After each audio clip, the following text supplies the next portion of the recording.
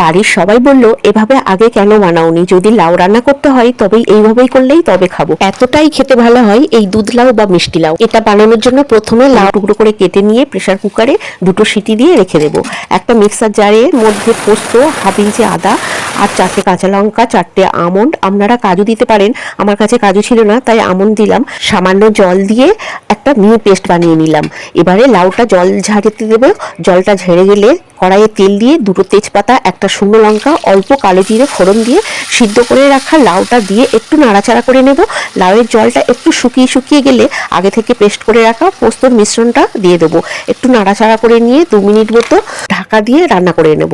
লাউটা বেশ মাখো মাখো হয়ে গেলে অল্প একটু চিনি ছড়িয়ে দেবো। ছোট বাটির 1 বাটি দুধ জাল দিয়ে রেখেছিলাম সেটা দিয়ে দেবো।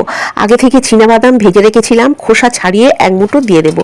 খাওয়ার সময় এই বাদামগুলো মুখে পড়লে খুব ভালো লাগে। তারপর উপর দিয়ে একটু সরষের তেল ছড়িয়ে দেবো। পোস্ত আর সরষের তেল একসঙ্গে অসাধারণ স্বাদ। গরম গরম ভাত, রুটি যে কোনোর সাথে খাবেন, একবার খেলে ভুলতে পারবেন না।